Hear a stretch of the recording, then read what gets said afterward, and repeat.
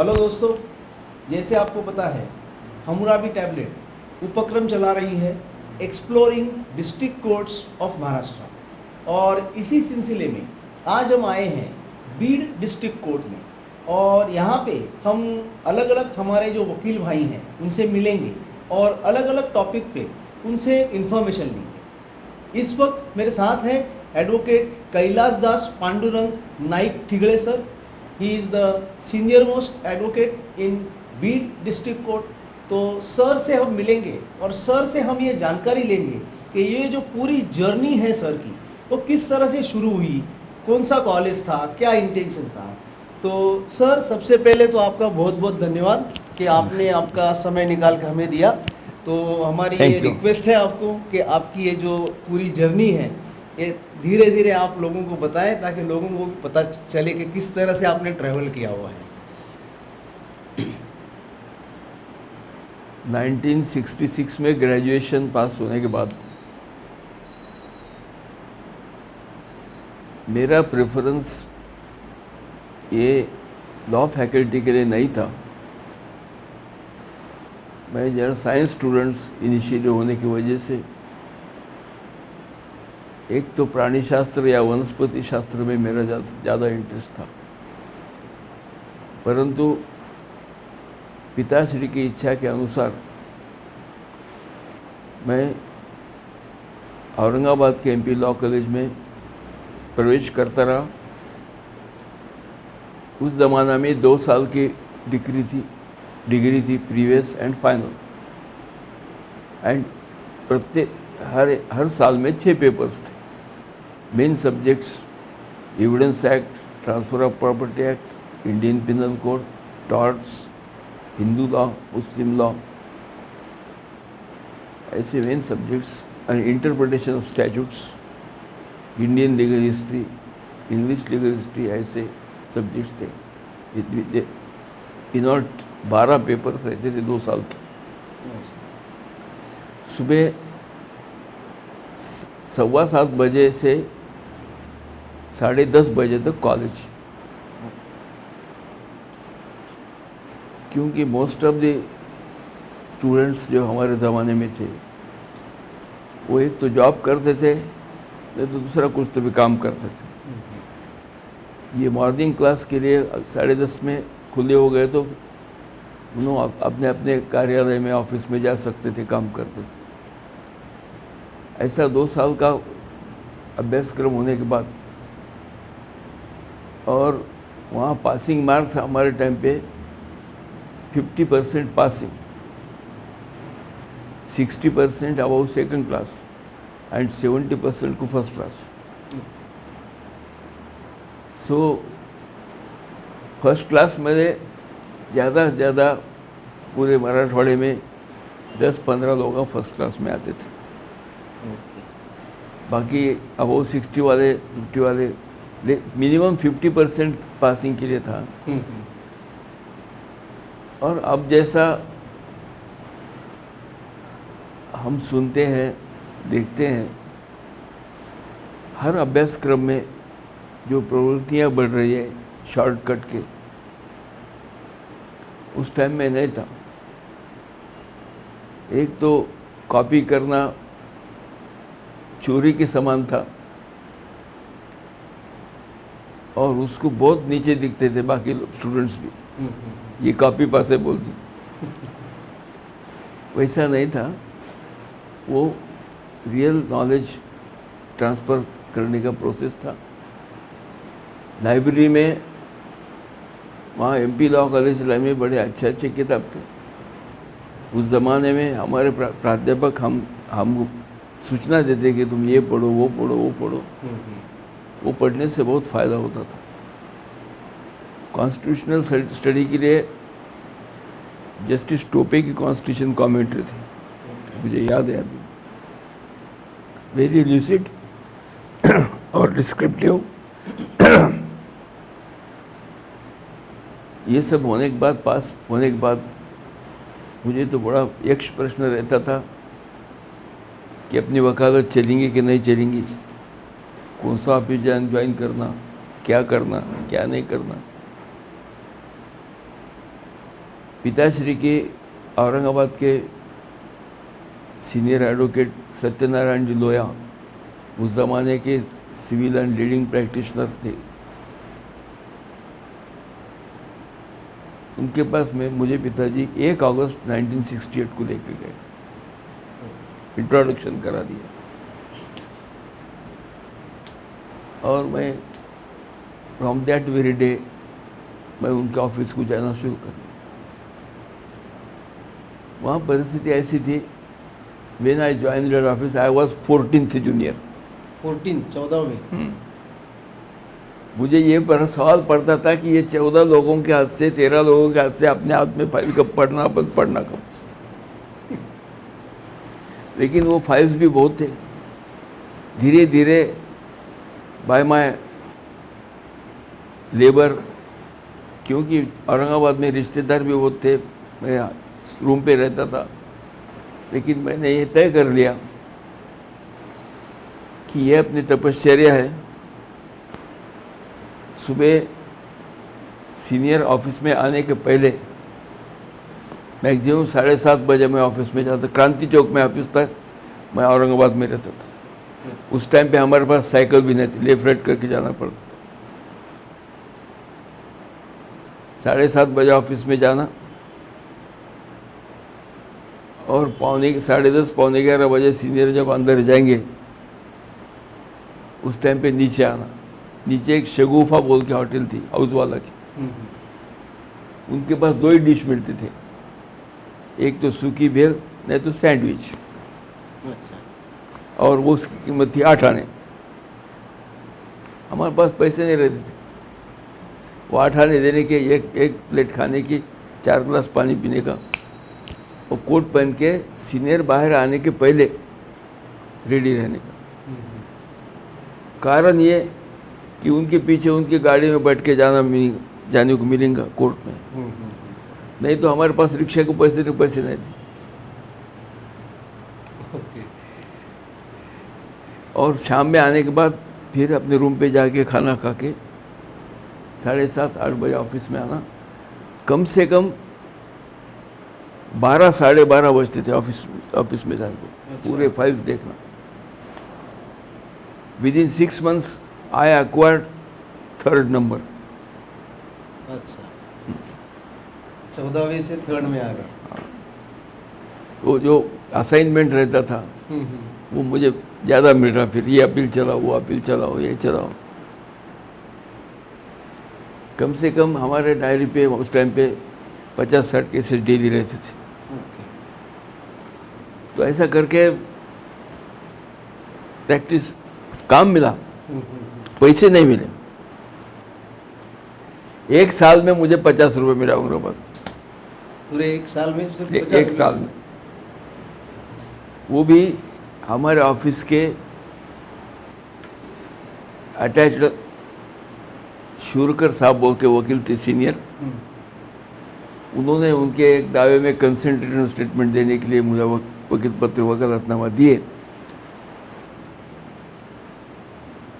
और 50 रुपये दिए। मैंने कंसेंट रिटर्न स्टेटमेंट दाखिल कर दिए। हमारे सीनियर को बोला, साहब मुझे आज 50 रुपये मिले, खा के मिले। ऐसा है, बेवकूफ़ है बोले तू क्या इकबाली वकील होता क्या? ऐसा बढ़ के मेरे को इकबाली वकील बोले तो पूरे के ज़माने में हर खरीदी खत के लिए निज़ाम स्टेट में टाइटल पास होने के लिए कोर्ट की डिग्री आवश्यक थी। अच्छा।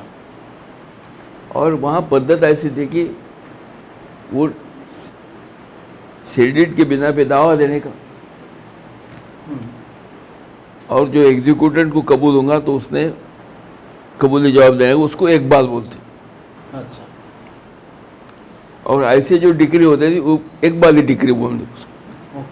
तो ऐसे जिनको कुछ काम नहीं था, जिनको ज़्यादा कुछ ज्ञान नहीं था, वैसे 2-4 लोग वकील लोग हर जगह पे रहते थे, उनको इकबाली वकील बोलते थे। अच्छा अच्छा अच्छा, मतलब to some extent not a very good lawyer like. इकबाली वकील, उन्होंने इकबाल अच्छा एक बार ही कंसेंट रिटर्न स्टेटमेंट देने का काम रहता था. तो you don't be of that category. Okay. It was his expectation. Then one day, I remember Shri Khandekar was the district judge. And there was heavy appeal involving many points of civil contracts. And senior advocate Lahoti from Jalna, this Lahoti's father, अच्छा, this Lahuti's father. Okay. and Bhimrao Deshpande were the stalwarts from Jalna. Okay. They used to come to Aurangabad to argue the appeals, etc. So, Lahoti was for appellant.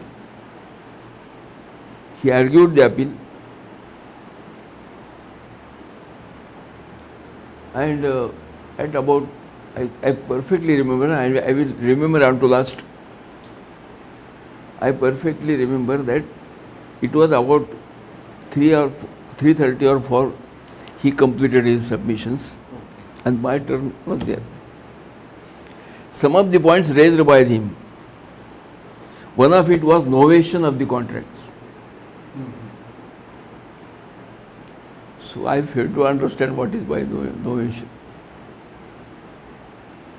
So I pulled on up to 5 p.m. by arguing other points. The appeal was dragged to next day. दूसरे दिन शाम में मैं हमारे senior को पूछा, साहब वो लाउटे साहब ने नोवेशन पे रूलिंग्स लाया, नोवेशन ही किया. नोवेशन क्या रहता? No spoon feeding.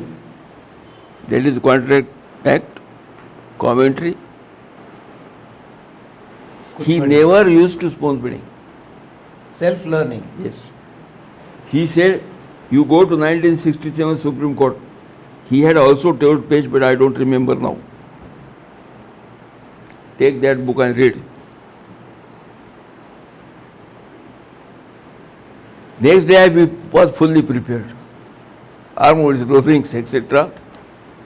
Argued matter fully. In interval time, peon of Judge Khandekar judge was in search of me. He said that साहब आपको याद कर रहे, आप आओ. मैं तो घबरा गया, मैं बोला क्या गलती हो गई, किसको मालूम. गया ऐसा मैं बोल थोड़ा दाग दुख करता था. गया चैम्बर में, वेर इज योर सीनियर. मैं सब उधर होंगे, वो वहाँ काम कर रहे होंगे. ये तो उन्होंने चपरासी को बुलाए और लोया साहब को बुलाओ. फिर तो ज़्यादा दाग हो गए मेरे को. कुछ तो अपने से ब्लंडर हो गई, कुछ तो भानगड़ हो गई. साहब आए, खांडेकर साहब लोया जी को बोले, mister Loya, congratulations for training nice junior. That was my honor. I became very happy. बहुत बढ़िया रिकॉग्निशन हुआ. उन्होंने बोले, पहले मेरे पूछे थे कि how long you are practicing. मैं बोला, your honour, I have to complete 1 year after 1 month.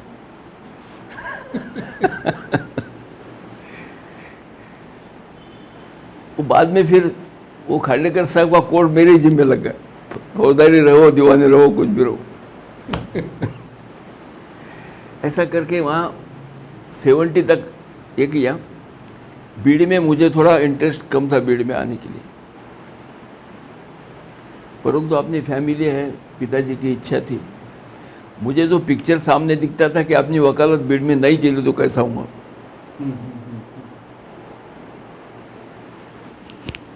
About 1970-71 I shifted to Bir. अच्छा. और प्रैक्टिस शुरू किए. बट और समाज ने भी मुझे बहुत साथ दिया समाज. 1 साल के अंदर मेरे पास सैचुरेट का सिविल का काम पहुँच गया। ओके। वैसा क्रिमिनल काम आने के लिए 8-10 साल लगे, लेकिन कंटेस्टेड सेशन केसेस भी आ गए। उस टाइम पे भीड़ में जो है एक डिस्ट्रिक्ट जज, एक एडिशनल जज, दो दो ही, एक सीनियर डिवीज़न और 2 जूनियर डिवीज़न। ओके। बाद में एक और तीसरा आ गया, 3 जूनियर थे। इतना ही कोर्ट था। अच्छा। और वह उस टाइम पे सीनियर वकीला, हम तो सीनियर लोग हैं, अगर कैंटीन में इधर उधर बैठे होंगे चाय पीने को, हम उनके सामने भी नहीं जाते थे। द्वारकादास जी मंत्री थे, दत्तनारायण DN कोले थे, कोले साहब के पिताजी, MG वैद्य थे, नरवर दुंगार थे। ऐसे वकील लोग बड़े बड़े स्टालवर्ट थे। जब कोई काम नहीं रहे तो मैं उनके आर्गूमेंट्स, उनके केसेस, उनका क्रॉस सुनते बैठता था। अच्छा। और बाद में जो पढ़ने की आदत थी, महीने को कम से कम अपना हाई कोर्ट और सुप्रीम कोर्ट के रिपोर्ट्स पूरे पढ़ना चाहिए, ये हमारे सीनियर की हिदायत थी। Okay. Even today also I don't go to bed unless I read about 50 pages. वो रीडिंग किए बगैर ब्रेन को थकवा ही नहीं आता, जब नींद नहीं आती।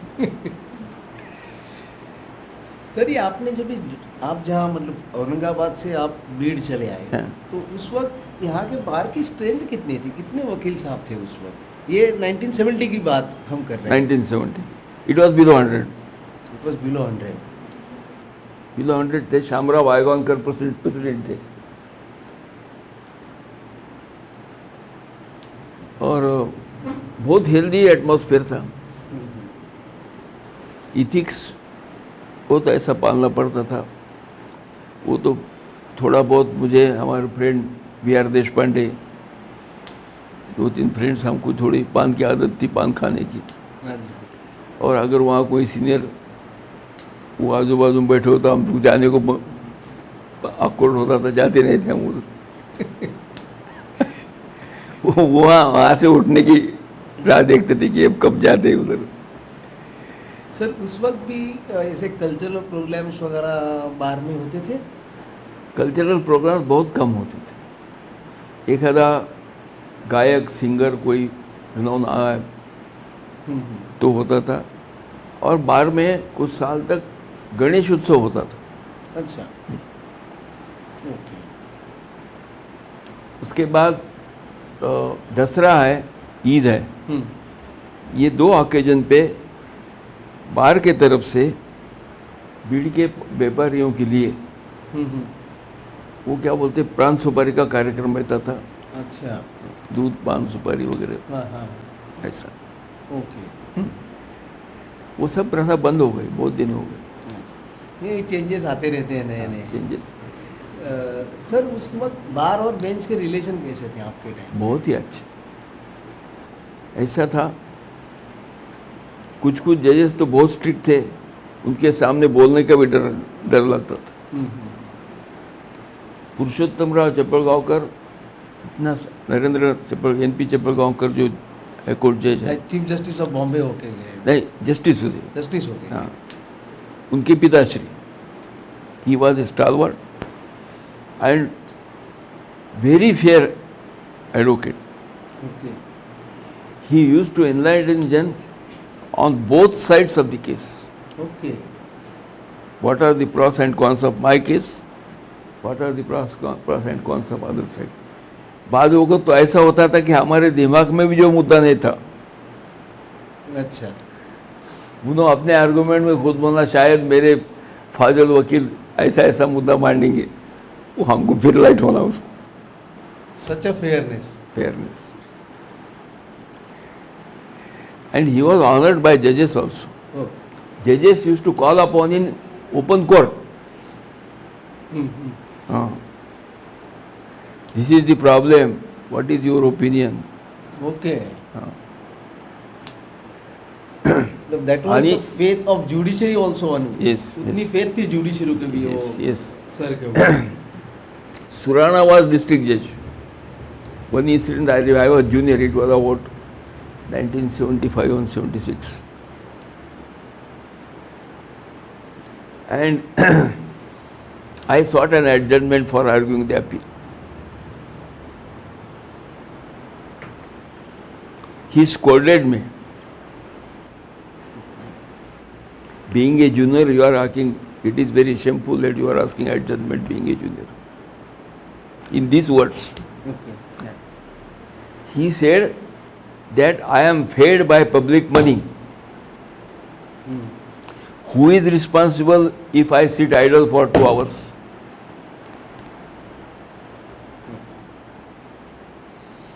This sense is not seen today. Correct. In those days, it was very difficult to get adjournment Okay. for any matter. Though the judges were not having any facility of typewriter, any facility, there used to be only one clerk who used to take down the Marathi deposition. Judges used to write in English. Handwritten judgments. Okay. Even then, the disposal was more per capita. Okay. Stenographer वगैरह ये नहीं थे उस वक्त initially. बहुत session court में type अच्छा. मतलब बोलना और डायरेक्ट टाइप हो जाता था. वो नहीं डिक्टेशन देते जजेस. वो सेशन कोर्ट में थे. Junior division judges used to write the deposition by their own hand. Okay. Judgments also in handwriting. Okay. I remember one judge, Mr. Kendre, who later on became district judge. Whenever जब कभी उनके court में हमारा case था तो सुबह का खाना हराम होने था.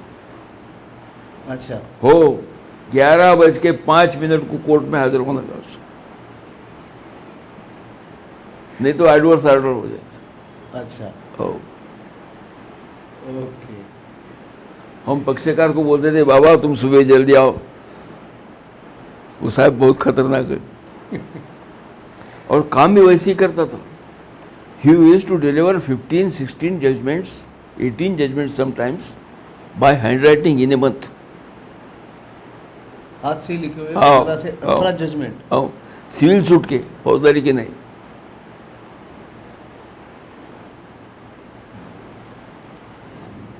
ऐसे जजेस के नीचे हाथ के हम काम किए. काम की बहुत आदत है. तो ये जो आप इंसिडेंट्स बता रहे हो सर, हाँ. इससे तो फिर ऐसे लगता है कि पेंडेंसी तो फिर कम ही होगी लगभग. ये पेंडेंसी बहुत ही काम भी बहुत करते थे ना. ओ ऐसे जो कारोबार बढ़ गए, लोग संख्या बढ़ गई और व्यवहार भी बढ़ गए. व्यवहार का स्वरूप बदल गया. जो प्रॉपर्टी मैटर्स में जो ह्यूज प्रॉपर्टीज के दावे थे अभी नहीं रहे. दावे कौन से? Injunction, partition, easements, specific performance. Okay. In this rural area, this is purely agriculture oriented economy. We have no commercial litigations much. Only a few commercial litigations. Okay.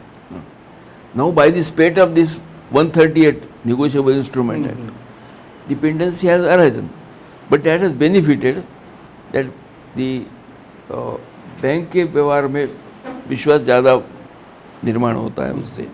Correct. और वो चेक के बारे में 420 लगता कि नहीं लगता, दावा करना कि नहीं करना, इससे 138 की फौजदारी किए तो ताबड़तोड़ निपटारा हो जाता. इजी हो जाता है. ईजी हो जाता. ऐसा जो कोर्ट में से जो वेरियस जुरिडिक्शंस डायल्यूट हो गए. कंज्यूमर प्रोटेक्शन है, एक्सीडेंट क्लेम ट्रिब्यूनल है, सिर्फ बहुत सारे अलग अलग ट्रिब्यूनल्स, अलग अलग अथॉरिटीज़. और इसमें अभी इन दिस लास्ट 20 ईयर्स लोक अदालत का बहुत बड़ा रोल रहा. और लोक अदालत का इम्पोर्टेंस भी लोगों को अभी मालूम हो रहा। उसमें जो है लोक अदालत के फंक्शनिंग में बहुत फर्क आ रहा।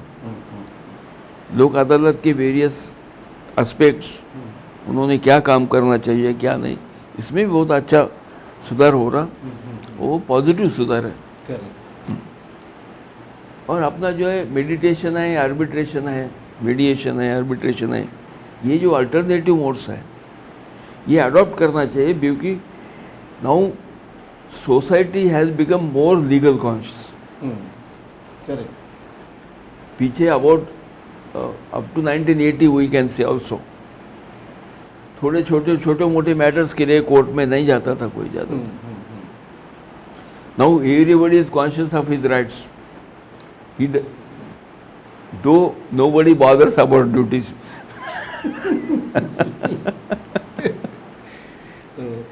Article 51A, duties mentioned in the Constitution. It was our Mr. Sardar Suran Singh who has engrafted that article, foreign minister. Sir अभी एक मैं आपसे पूछना चाहूँगा कि इतनी बड़ी प्रैक्टिस आपकी हुई है, अभी आपने कई इंसिडेंट्स बताए हैं, तो आप मुझे बताएंगे कि ये इतने लंबे स्पैन में आपने क्या एक महत्वपूर्ण चेंज देखा ओवरऑल हमारे प्रैक्टिस में, कि you started in 62 and now we are in 2022। So एक ये जो पूरा स्पैन है इसमें कुछ ऐसा लग रहा है कि आपको काफ़ी डिफरेंस हो गया है फंक्शनिंग में बोलिए या overall in the profession as such. ऐसे वैसा फंक्शनिंग में प्रोफेशनल साइड से बहुत अच्छा सुधार हो गया है। अभी जो नवी पीढ़ी 5 साल के कोर्स लेके आती है, हाँ जी, they are well learned and well equipped than us. They are conversant with the online process, electronic process. At one click they get the entire law. We had to search hundreds of books. वो positive है। और evidence recording के भी तरीके बदल गए, वो भी पॉजिटिव है, क्योंकि चीफ एग्जामिनेशन रिकॉर्ड करने के लिए घंटा 2-2 घंटे 4-4 घंटे जाते थे और वही रिपीट करते थे कि जो उसके प्लीडिंग में है। करेक्ट। उसके सिवा जो अच्छे अमेंडमेंट हुए उसके एफिडेविट देने की, करेक्ट, और डायरेक्ट क्रॉस को टेंडर करने का, correct, that is a good step. Correct, yes. ऐसे बहुत सुधार हुए हैं प्रोसीजर में, और प्रोसीजर में सुधार जैसे जैसे हो रहे वैसे वैसे अटकाव भी ज़्यादा बढ़ रहे हैं। ये अभी मैटर फाइल किए तो उसको रजिस्ट्रेशन और ऑनलाइन रिफ्लेक्ट होने के टाइम लगता, उसके बाद उसका असाइनमेंट किसके पास गया देखना पड़ता, उसके बाद उसको टाइम मिलता, इसमें 2-3 दिन चले जाते। हमारे टाइम पे, उस टाइम पे तो डायरेक्ट कोर्ट के सामने दवा पेश करके लगे टेम्पररी इंजेक्शन, ओके, ऐसा रहता था। ये सब प्रोसेस है, but that is good process.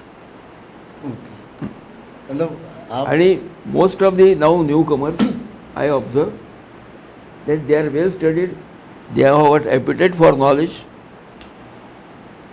There may be some other persons who might have entered the business the profession with ulterior motives, we don't bother about them, लेकिन जजेस भी अच्छे तैयारी कर रहे हैं। बट क्या हो रहा कि जो एक्सपेक्टेड डिस्पोजल है वो नहीं हो रहा। There are many reasons.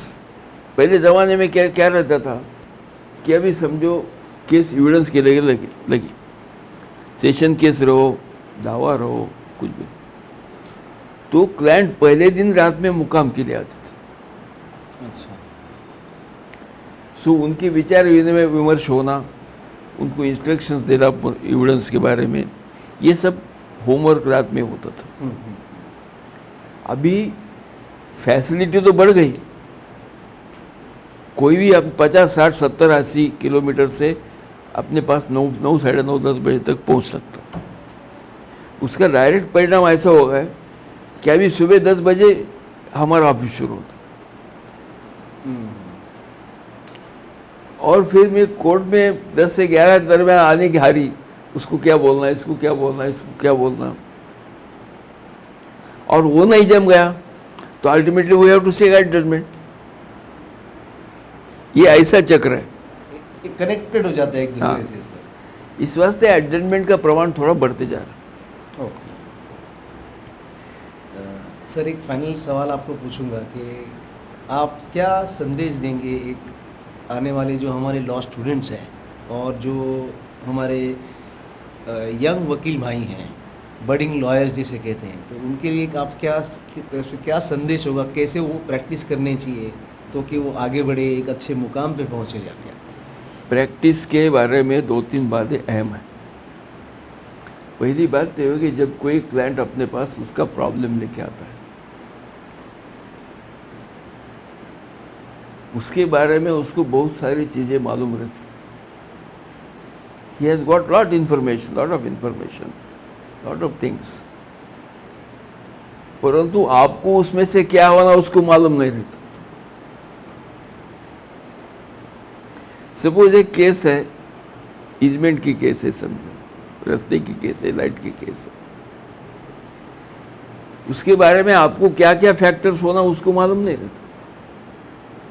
तो we have to fish out the information कि भाई ठीक है, तुम्हारी ज़मीन इधर है, इधर के बाजू कौन है, उधर के बाजू कौन है, कैसे आते कैसे जाते, गांव किधर है, ये उसको इंट्रोगेशन करके उसकी information fish out before preparing brief. You have to extract all relevant factors from the client. नहीं तो केस शुरू होती, तीसरा ही मुद्दा सामने आता, फिर अपन उसके ऊपर भड़कते गए, तुमने बोले ही नहीं मेरे को पहले, उसको क्या मालूम तुमको ये होना बोल के। तो ऐसा फिर थोड़े थोड़े पॉइंट पे केस टिल्ट हो जाता, balance is tilted on other side. And अपना जो काम है, पहले अपन फुल कॉन्शियस होना चाहिए कि अपन अपने पक्षकार को न्याय दिलाने में बांधिल है, बट वो न्याय with in the framework of the law. Correct. उसके केस में उसकी क्या हालत है, उसको कुछ मिल सकता है कि नहीं मिल सकता, केस का बैलेंस क्या है, ये उसको स्पष्ट कल्पना देना चाहिए। ऐसा मेरा, और मैं देते आया, मेरी आज 55 साल में वही प्रैक्टिस है। बहुत सारे लोगों को मैं वापस भी भेजा कि भाई ये तो प्रॉपर्टी गई है और पैसे जाएंगे, तुम अपना घर पे जाओ, दूसरा धंधा करो कुछ तो। लेकिन to my surprise, on next day with some other advocate he filed that suit. I have no comment for that. Obviously ये एक इंडिविजुअल, हर एक आदमी का अपना अपना व्यू रहता। ऐसे आते, और कुछ कुछ ट्रायल्स ऐसे है, बहुत ऐसे उसको उलगड़ा, उसका निपटारा या उसकी क्रक्स निकलने को बहुत मुश्किल होती। कुछ नोटेबल ट्रायल्स है, उसमें बहुत काम करना पड़ता। मेडिकल जूरिस्प्रूडेंस पे, क्रिमिनल साइड में बहुत ऐसे किस्से हैं, बहुत ट्रायल्स ऐसे कि जो this is quest for truth. जो आजकल कोर्ट में क्रिमिनल केस हो या सिविल केस हो, जो केस आती that is not a complete truth. जो कोई पक्षकार है, मेरा हो किसका हो, जो कुछ कोर्ट में आता है वो आधा सत्य है, पूरा सत्य नहीं। जस्टिस चंद्रचूड़, इनके पिताश्री, हाँ, उन्होंने एक कॉन्फ्रेंस में बोले थे कि मेरा जजमेंट सही है और मैं सत्य के पास पहुंचा, ये मैं इसके लिए बोलता कि मेरे जजमेंट के खिलाफ अपील नहीं है।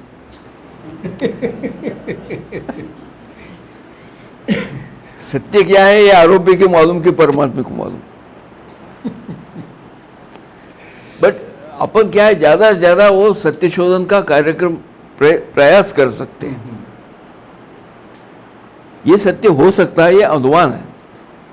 Probability of reaching towards truth. एक केस में अंबाजोगा में जरी थी मेरी, 302 की केस थी। It was a wife murder case, 302 का जुर्म था उसको। और वो जली तो वहाँ कुछ भी केरोसिन की बू नहीं थी, कुछ नहीं था.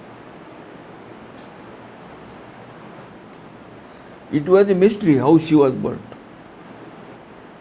पक्षकार को खोद के बेचारे साहब मैं दूसरे कमरे में सो रहा था.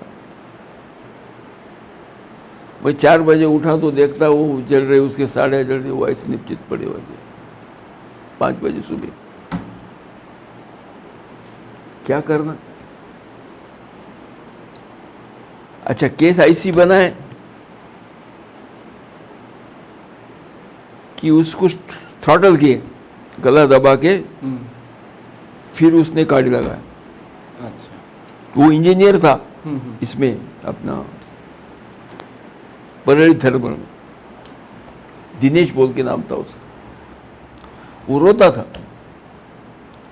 और केस तो आज परली की वो पार्टी जो उसकी ससुराल थी, बहुत बड़ी पार्टी थी. उसमें तो स्पेशल पीपी आए थे बाहर से. अच्छा. तो वो केस मैंने देखी पूरी. और कोर्ट में बहुत सख्त था वहाँ, क्यों बोल के अंबाजोगाई में.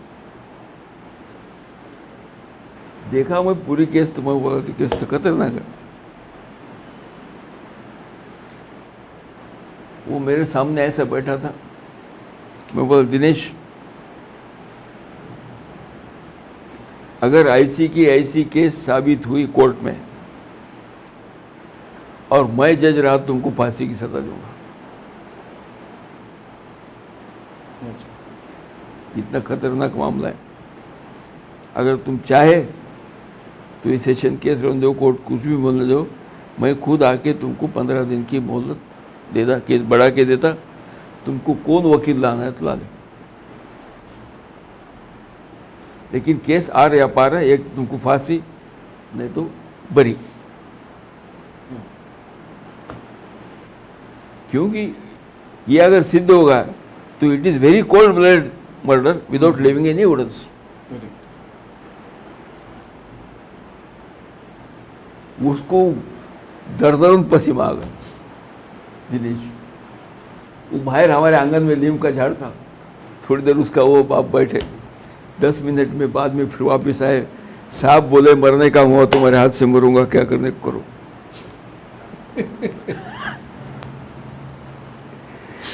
उसमें था वेदर ये बर्न्स जो है मार के जलाए क्या जल के मरी. पहला मुद्दा था. और दूसरा मुद्दा था ये circumstances.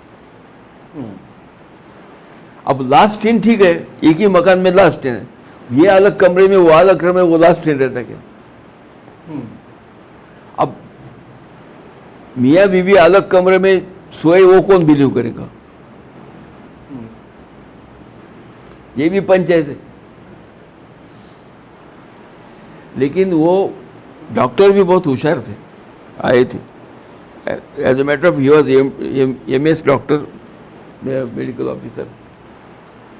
I cross examine him for 1.5 day, 1.5 दिन. And then case was turned that it was accidental misfire caused by the gas cylinder. Oh. That means straight to acquittal. And acquittal.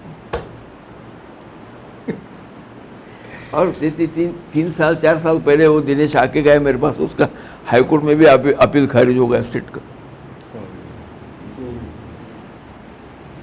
वो स्टेनो मुझे phone करके बोला था, साहब आपने बहुत कमाई करके दी मेरे को, तुम्हारे क्रॉस की बहुत कॉपियाँ चले गई.